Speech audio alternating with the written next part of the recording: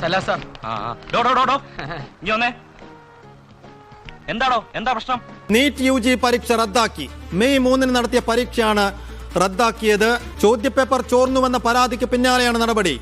തരണം, പണം എത്ര വേണമെങ്കിലും ഞാൻ മുടക്കാം.